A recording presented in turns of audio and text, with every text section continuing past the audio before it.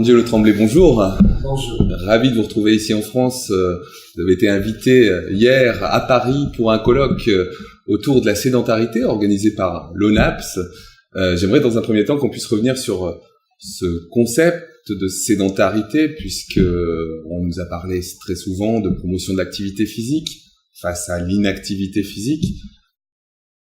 Promotion d'activité physique, sédentarité, inactivité physique, quelle convergence, quelle divergence? Angelo. Par tradition, la sédentarité, il y a 15 ans, il y a 20 ans, il y a 25 ans, c'était l'inactivité physique. C'était l'insuffisance d'exposition à l'activité physique, mais depuis quelques années, on ajoute une nouvelle dimension qui a besoin d'être caractérisée et qui, en fait, associe certains problèmes de santé non seulement au manque d'activité physique, mais à la pratique de certaines activités sédentaires qui semblent générer une stimulation non désirable pour le corps. On a besoin de la caractériser. Nos recherches à cet égard ont tendance à montrer que ce concept de stress associé à la sédentarité a trait à certaines perturbations métaboliques comme une mauvaise stabilité glycémique, c'est-à-dire un sucre dans le sang qui manque, qui varie trop, une augmentation un peu trop élevée d'hormones de stress, un déséquilibre dans certaines composantes du système nerveux autonome. Donc, le physiologiste a encore besoin de comprendre quelle est la réalité biologique sous-jacente à ce nouveau concept de sédentarité. Venons-en à quelques exemples de cet enjeu de la sédentarité sur le parcours de vie ou de santé de l'individu. Est-ce que vous pourriez nous rappeler quelques enjeux qui sont soulevés par ce concept dans la vie quotidienne des individus? Alors au Canada... Les exemples qu'on peut donner ont beaucoup de liens avec ce qu'on appelle aussi le temps d'écran. Est-ce que la sédentarité que l'on dénonce aujourd'hui est un cadeau de l'informatisation? C'est difficile à dire, mais nos meilleurs exemples viennent toujours de la relation entre l'humain et l'ordinateur. Parce qu'après tout, une des choses qui est mise en confrontation dans ce cas-ci, c'est une question qui nous amène à se demander mais est-ce qu'on doit penser que désormais, lire un bon livre qui nous détend avant de dormir fait partie de la sédentarité qui est indésirable? Je pense que non. Alors, ce qui contraste avec la bonne lecture d'un livre, ce sont ces activités, généralement en position assise, généralement à faible mouvement, donc à très faible dépense d'énergie aussi, et qui comportent une dimension additionnelle, une dimension peut-être de stress par rapport à l'activité sédentaire qui est susceptible de détendre. Donc, je pense que les meilleurs exemples qu'on peut donner, ce sont les exemples de vie qui forcent quelqu'un à être assis trop longtemps, avec une posture assise qui donne de l'inconfort postural. D'autres exemples, un travail à l'ordinateur qui comporte une exigence cognitive qui est difficile, qui génère un stress qui n'est pas confortable pour l'organisme. On est dans ce registre d'exemples, dans ce registre d'activités. Alors justement, pour faire du lien, si on interroge les deux grandes révolutions du siècle dernier et de notre siècle, révolution automobile, révolution numérique, les deux étaient au sens de la mobilité. ou ce qu'on appelle du nomadisme avec le digital. Comment concilier ces deux grandes évolutions de progrès tout en conservant de l'activité physique quotidienne? Il faut être vraiment créatif pour finalement réussir à réconcilier ces réalités. Il faut bien dire que ces deux réalités ont comme préoccupation d'augmenter la performance économique, la productivité, et l'emphase est souvent placée en priorité sur ces préoccupations-là. Comment réconcilier? J'aurais le goût de prendre mon exemple personnel, l'exemple du scientifique qui doit travailler beaucoup pour générer de nouvelles idées, obtenir le financement permettant l'expérimentation qui fait la preuve de concept adéquate. C'est quelque chose de cognitivement exigeant. Alors, il y a beaucoup de pratiques d'activités sédentaires. Le chercheur que je suis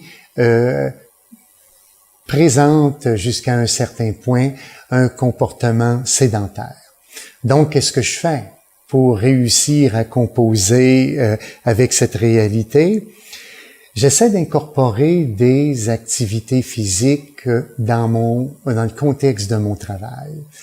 J'ai des réunions actives avec certains de mes collègues. Donc, un jogging meeting, pardonnez-moi l'anglicisme, qui permettent de discuter dans un cadre naturel intéressant, sans téléphone, sans trop de contraintes de temps, et qui donne une bonne pratique d'activité physique. On en profite pour régler des problèmes de fonctionnement de nos activités. Alors, c'est une façon de composer avec cette réalité-là. Il y en a bien d'autres. Et en ce qui me concerne, j'ai pas réussi à trouver mieux pour réussir à réconcilier tous les impératifs de performance qui accompagnent l'usage de mon véhicule et celui de mon ordinateur. Essayer de suivre le parcours justement à travers les différentes dimensions déterminantes de la sédentarité. Vous nous citiez l'exemple du milieu professionnel. À travers un chercheur, on a découvert des initiatives du type table haute, bureau bas, alternance de posture, marche professionnelle en nature pourquoi pas, vélo, activité vélo alimentant de l'énergie à travers le monde. En quoi le milieu professionnel et de l'entreprise peut être un promoteur de l'activité physique au sens de cette créativité-là?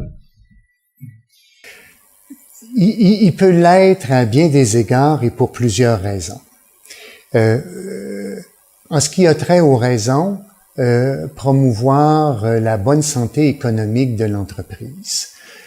Parce que trop souvent, dans certains types d'entreprises, les professionnels sont à leur meilleur dans leur carrière au moment où ils deviennent malades, qu'ils ont à composer avec de la morbidité qui, ultimement, cause un préjudice économique à l'entreprise.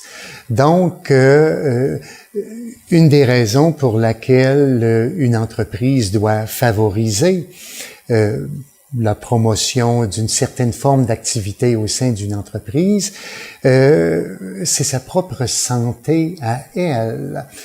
Pour l'entreprise qui a à cœur le bien-être de ses employés, eh bien, à ce moment-là, il y a toutes sortes de façons. Il y a s'assurer du bien manger à la cantine de l'entreprise. Il y a la préparation d'un horaire de travail qui est compatible avec le bien-être du personnel. C'est quelque chose qui se négocie généralement avec les principaux intéressés. Parce que même si on a affaire à différents scénarios, des tables hautes, des tables de base, des réunions actives, etc., il y a plusieurs scénarios et il y a de l'individualisation à faire en cette matière. Alors, il y a différentes façons Et je pense que le bon scénario passe par des bonnes relations entre le patronat et les syndicats, les unions, un bon dialogue qui place comme préoccupation principale de l'entreprise le bien-être des employés, qui va donner des répercussions désirables sur la santé de l'entreprise. Deuxième question, toujours sur ce volet économique. On assiste depuis une quinzaine ou une vingtaine d'années au creusement des inégalités économiques et sociales de santé dans le monde. En quoi l'action de promotion de l'activité physique peut contribuer, selon vous, à une réduction des inégalités sociales ou économiques en matière de santé? On aimerait bien que ça puisse se produire. Jusqu'à présent, on n'a pas encore beaucoup d'exemples qui permettent de croire que la promotion de l'activité physique, la lutte contre la sédentarité pourrait être un vecteur d'intégration sociale qui ait du succès. Actuellement, on essaie de relever le défi, on essaie toutes sortes de choses, comme utiliser la participation à des événements de course à pied pour inciter certaines personnes à y participer, à obtenir une commandite de la part de leurs proches pour ultimement verser des dividendes à des entreprises, à des organismes qui viennent en aide aux personnes moins favorisées de nos sociétés. C'est un exemple, il y en a d'autres. On a des entreprises qui peuvent organiser directement une activité de marche qui va s'accompagner d'un financement pour une organisation qui vient en aide à certains groupes de personnes.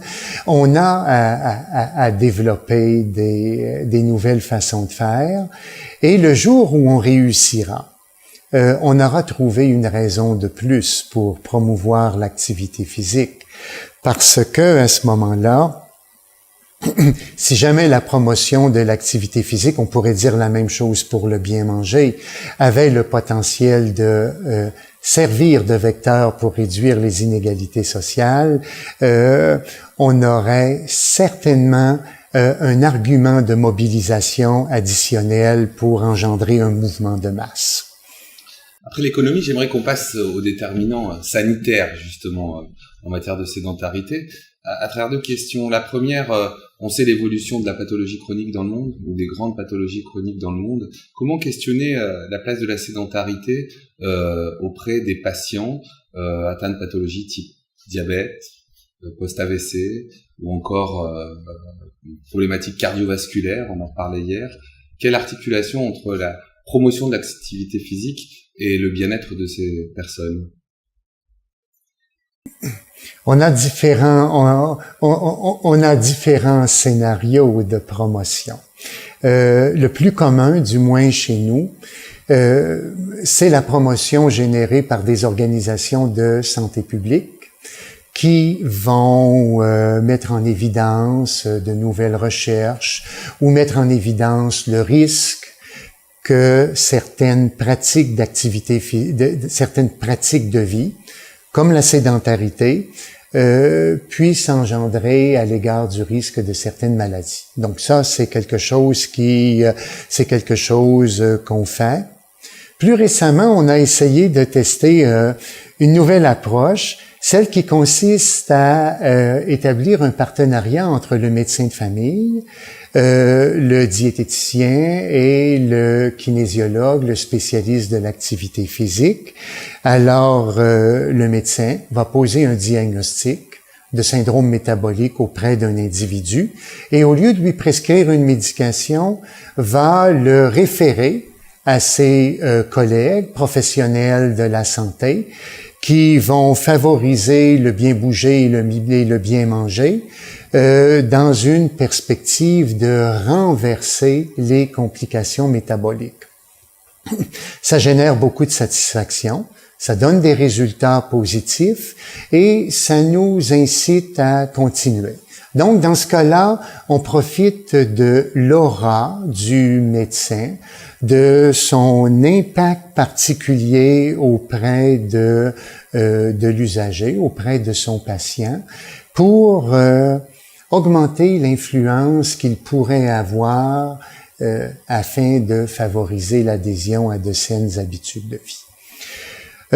D'autres modèles, évidemment, quelque chose qui passe par une sorte de réconciliation travail-famille, travail-santé, qui fait en sorte qu'au sein d'une entreprise, on incorpore de bonnes pratiques d'activité physique, comme si finalement l'entreprise faisait sa part pour le bien-être et la santé de la population.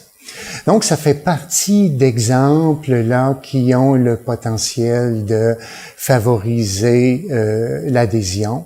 Encore une fois, je pense que on n'est pas dans un contexte de fit for all.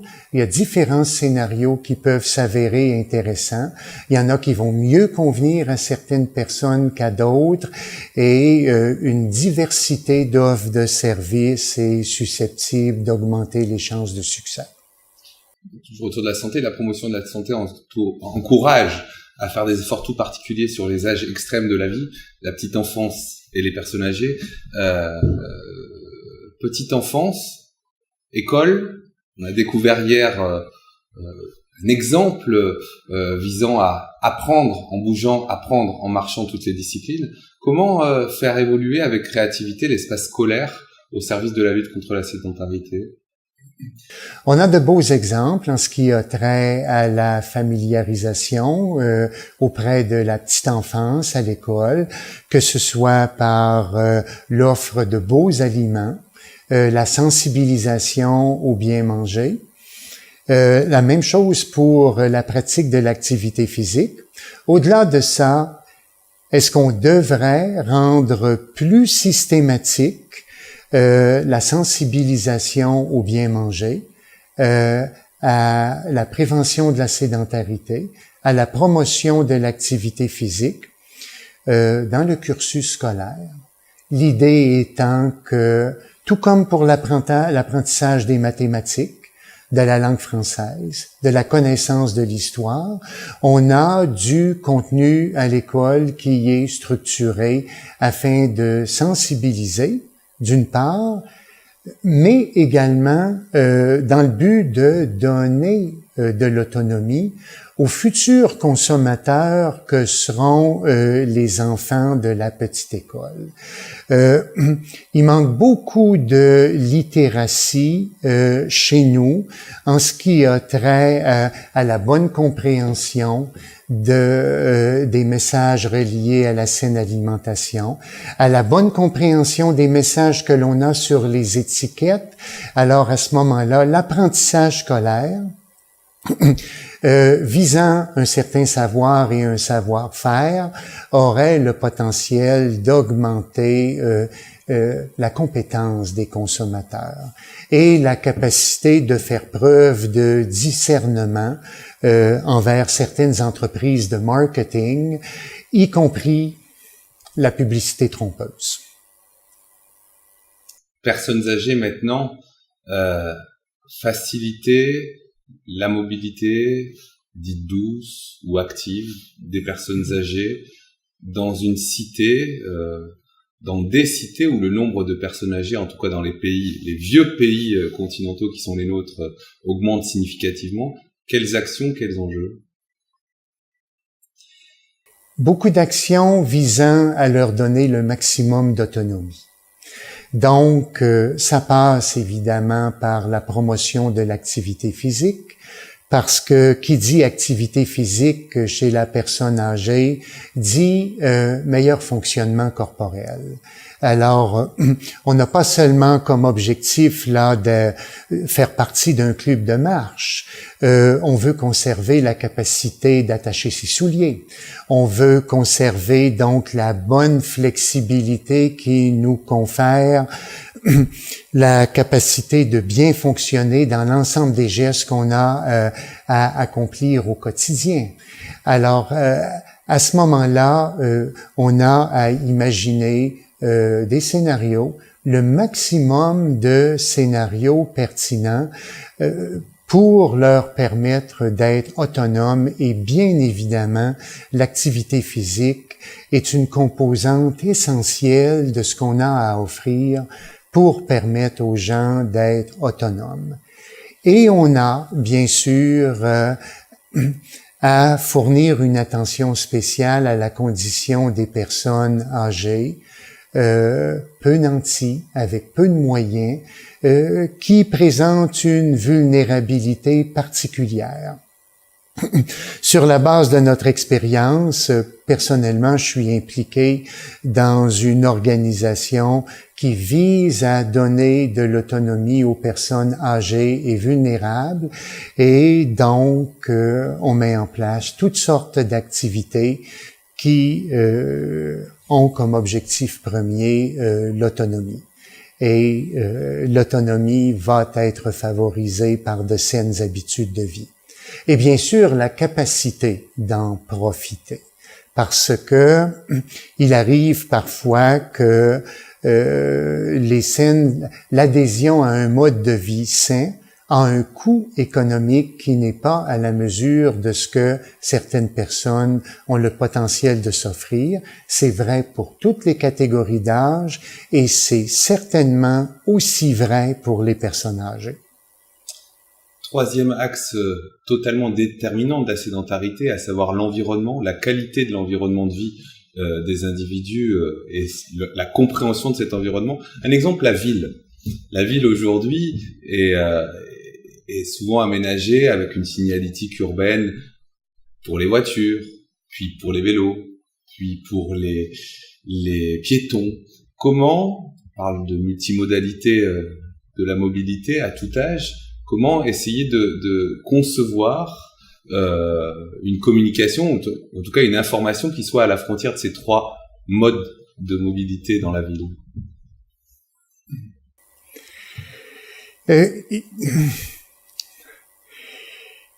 Dans le contexte de l'intervention des villes, il y a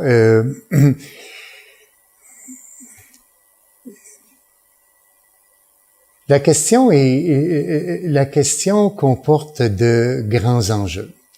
Il y a des enjeux de communication, il y a des enjeux de volonté politique, et il y a aussi des actions qui permettent vraiment la concrétisation de ce que l'on a envie de faire et de promouvoir.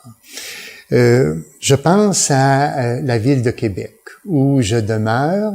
On a actuellement un maire qui démontre beaucoup d'intérêt et qui met en place des activités et des actions qui ont le potentiel de produire un certain succès. En pratique, donc, ça va vouloir dire que dans certains quartiers, on va construire certaines infrastructures qui vont permettre à un certain groupe de personnes de pouvoir avoir accès à la pratique qui est valorisée. On a aussi, on tente également de mettre en place un réseau plus global, un environnement bâti qui fait en sorte que le transport, par exemple en vélo, puisse se faire dans l'ensemble du territoire urbain de manière agréable et sécuritaire. On a aussi le support à différentes activités communautaires ayant pour objectif de supporter des groupes souvent d'actions bénévoles, et qui interviennent, que ce soit pour favoriser la marche, que ce soit pour favoriser la pratique du soccer chez les jeunes, etc. Alors, récemment, je voyais la semaine dernière une activité de marche supportée par la ville, profitant des infrastructures de la ville, qui est pilotée par un cardiologue de notre Institut de cardiologie. Un club de marche. Donc, une activité qui bénéficie du support de la ville, de ses infrastructures, de ses encouragements. Donc, pour une ville, il y a des responsabilités de promotion, il y a des activités, il y a des responsabilités aussi d'offres, d'infrastructures et de réseaux qui permettent la bonne concrétisation de ce dont on est promoteur. Deuxième question au niveau de l'environnement. Depuis Rio et la charte de Rio, on a toujours considéré que la mobilité et la lutte contre la sédentarité, la promotion de l'activité physique était un enjeu de santé, environnement et de développement durable. Comment percevez-vous ce lien entre promotion de l'activité physique et développement durable ? Il comporte des défis, particulièrement au moment où l'OMS nous dit que dans plus de 90% des villes, des communes à travers le monde, la composition de l'air n'est pas optimale. Donc, à ce moment-là, c'est clair que on a l'impression que l'étau se resserre et que l'environnement sain dont on rêve, avec les bons stimuli et le bon contexte de réalisation, peut devenir quelque chose de plus difficilement accessible. Ceci étant dit, et c'est pas nécessairement un message si encourageant, il y a un enjeu global à considérer et donc, je disais il y a un instant qu'il faut promouvoir, qu'il faut mettre en place des infrastructures et il faut aller au-delà de ça. Alors, un environnement sain pour un mode de vie sain, ça veut également dire une qualité de l'air qui est acceptable. Ça veut également dire un environnement sécuritaire qui fait en sorte qu'à partir du moment où vous marchez dans un endroit, votre sécurité personnelle n'est pas menacée. Alors, il y a quand même de bons défis et particulièrement pour certaines villes. Alors, vous avez évoqué Rio, des enjeux de sécurité, des enjeux de salubrité de l'environnement, des enjeux relatifs aux ressources d'une administration pour offrir les infrastructures permettant une bonne pratique. Alors, c'est un grand enjeu global. Et c'est pas certain que ça va être accessible et réussi partout. On finit par l'axe, et non le moindre, parce que pas forcément le plus facile, à chacun sa manière de bouger, à chacun son envie de bouger, à chacun son besoin de bouger. On voit bien qu'un des déterminants majeurs, c'est la culture des peuples à la mobilité.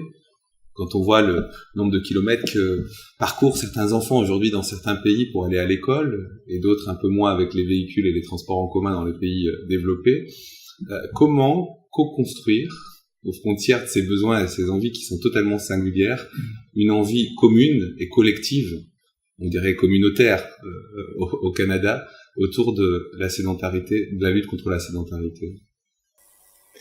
J'aurais le goût spontanément de répondre comme un physiologiste, c'est-à-dire en mettant l'emphase sur le fait que l'activité physique offre une stimulation qui a le potentiel de favoriser le bon fonctionnement de l'organisme et qu'on peut aussi percevoir comme une arme à deux tranchants.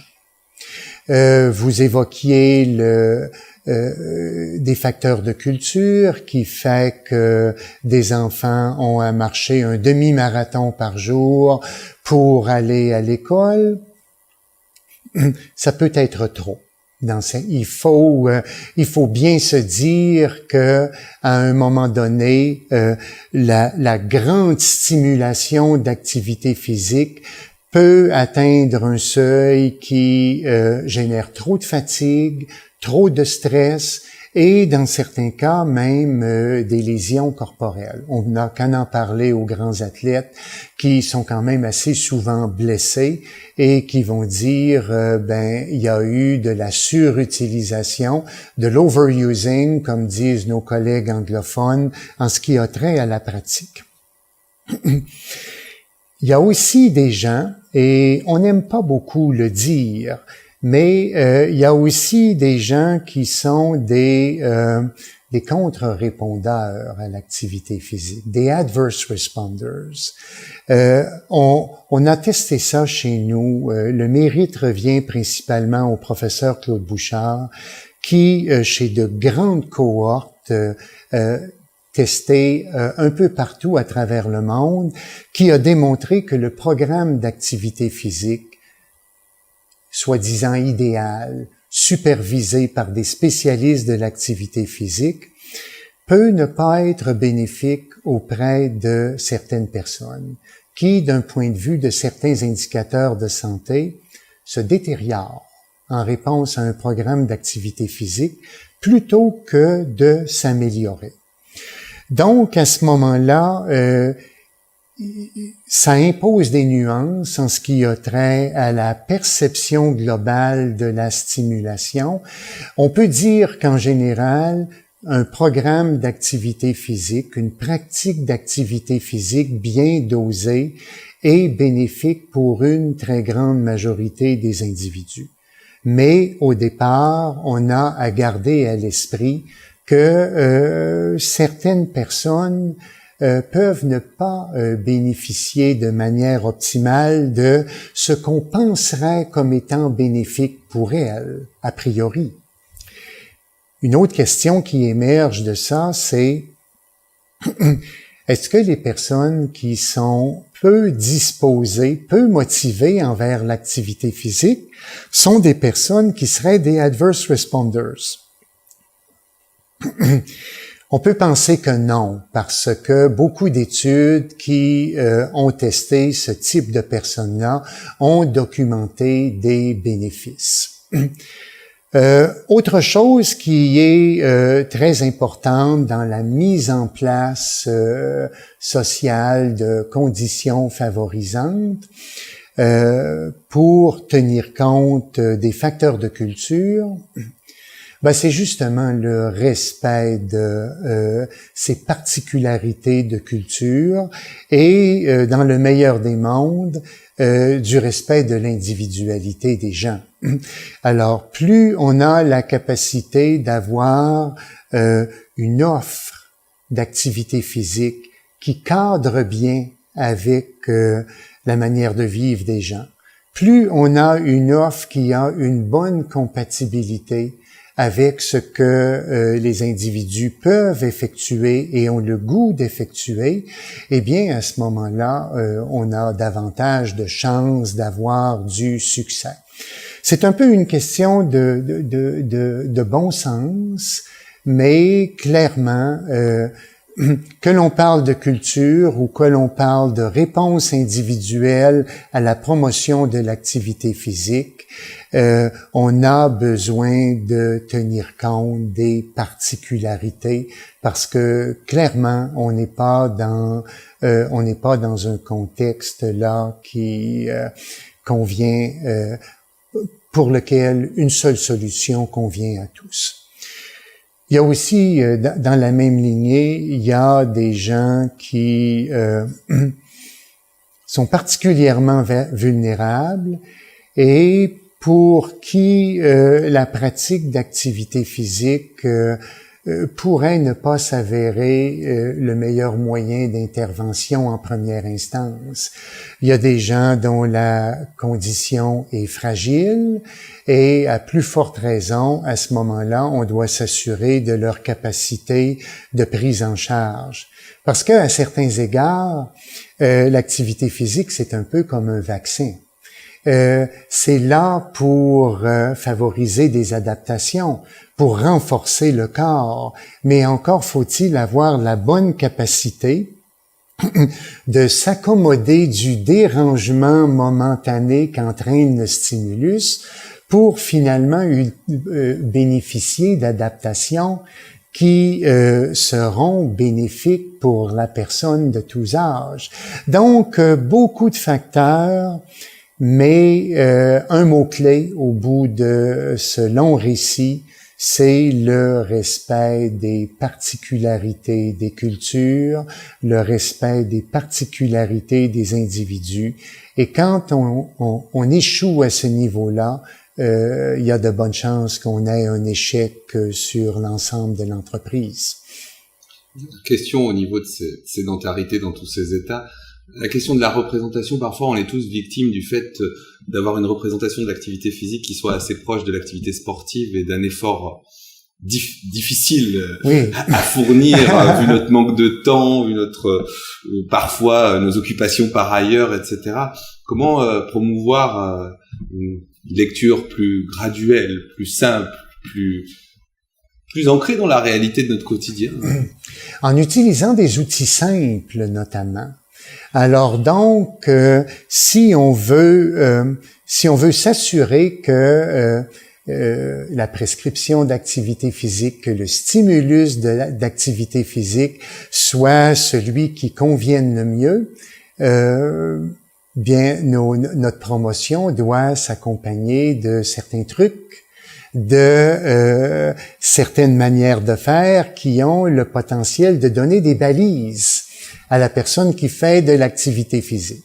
Par exemple, si on allait faire du footing tous les deux, puis que l'idée était de pratiquer un exercice vigoureux, eh bien, mon point repère serait de s'en tenir au niveau où la conversation spontanée devient plus difficile. Alors, je dirais, allons-y à ce niveau-là et il y a de bonnes chances qu'on ait un exercice vigoureux si on n'a plus la capacité d'échanger avec fluidité. En ce sens-là, il existe des échelles.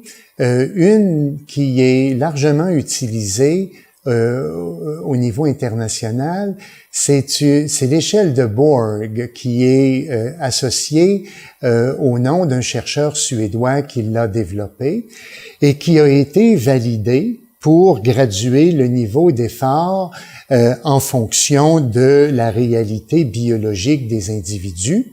Et on est capable de mettre le difficile au niveau d'intensité qui représenterait un pourcentage de la capacité maximale qui est quand même important.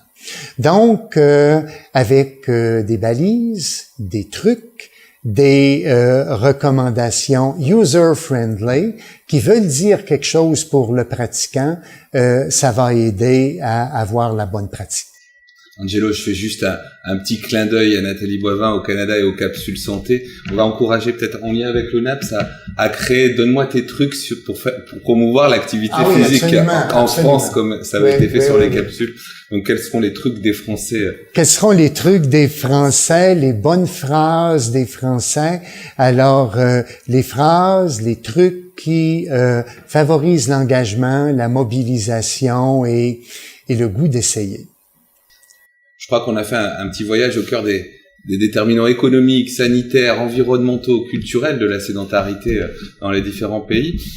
Ça veut dire, on l'a vu hier au colloque, faire travailler ensemble des universitaires, des collectivités, des individus, des groupes d'individus, des patients, des enfants, des seniors, pour créer cet environnement au service de la lutte contre la sédentarité. Comment travailler ensemble ?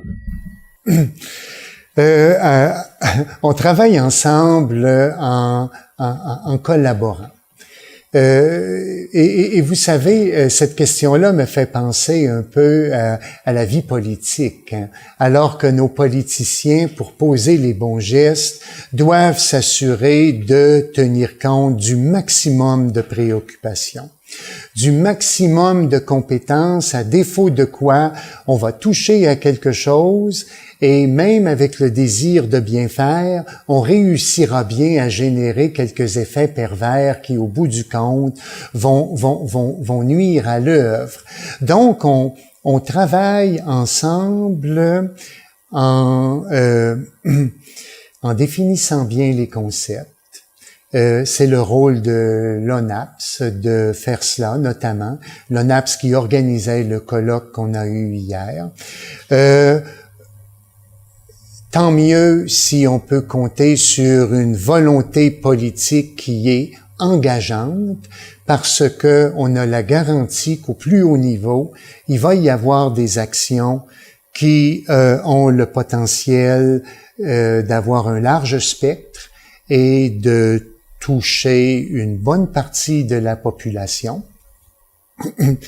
Ça impose aux scientifiques d'être à la portée des acteurs terrain. Donc, le savoir et le savoir-faire qui émergent de nos expérimentations doit être décanté de manière à ce que, ultimement, il y a des concepts signifiants, il y a des manières de faire qui veulent dire quelque chose pour ceux qui organisent les activités communautaires, pour les politiciens qui ont à faire de la planification, pour les entreprises qui peuvent être intéressées à implanter au sein de leur structure des activités de promotion. Et de cette manière-là aussi, en travaillant ensemble, on maximise les chances de ne pas faire d'erreur, puisque le input de chaque individu, le input qui est généré par la compétence de tous et chacun sera pris en compte et on devrait avec ça augmenter les chances d'éviter de faire des faux pas. Dernière partie en guise de conclusion, voire d'ouverture. 30 ans déjà que nos amis canadiens lançaient à travers le monde cette balle de la promotion de la santé à Ottawa pour inviter les peuples à construire des démarches participatives, agir sur les environnements, réorienter les services de santé vers une approche beaucoup plus globale. Quelles envies, quelles perspectives pour l'avenir au nom de ce sujet qu'est la sédentarité pour promouvoir la santé du plus grand nombre?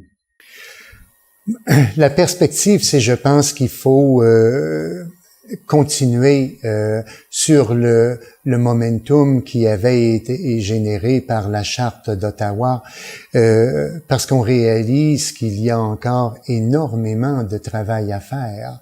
À titre d'exemple, il y a un peu plus de 3 ans, le gouvernement du Canada publiait son indice canadien sur le mieux-être qui montre que on a gagné près de 4 années d'espérance de vie entre 1994 et 2010, alors que on a perdu à peu près le même nombre d'années en termes d'espérance de vie ajustée pour la santé.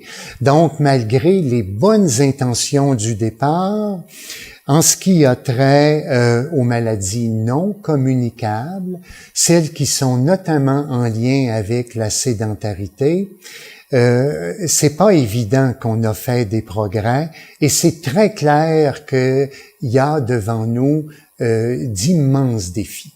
Alors, cette espérance de vie, on sait d'où ça vient généralement. Ça vient du succès de la lutte contre les infections. Ça vient du succès de la lutte contre la mortalité périnatale et infantile. Et par contre, quand on regarde nos indicateurs de santé publique, relativement à l'obésité, au diabète. On ne va pas dans la direction désirée. On est plutôt à contresens et donc vos amis canadiens ont encore fort à faire pour mettre en pratique les bonnes intentions de la Charte d'Ottawa. Dernière question, puisque je l'ai toujours posée dans mes rencontres. En plus, on fête les 70 ans de la définition de 46 de la santé. Quelle est donc la définition singulière, personnelle, d'Angelo Tremblay de la santé? Ma définition personnelle de la santé, c'est cet état qui permet à quelqu'un de fonctionner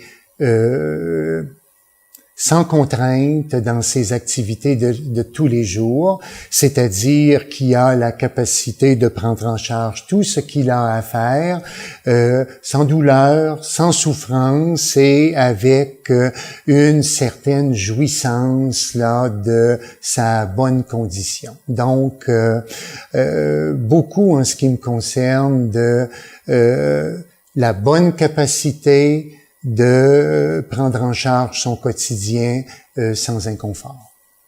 Merci beaucoup, Angelo. Merci de cette rencontre. Merci.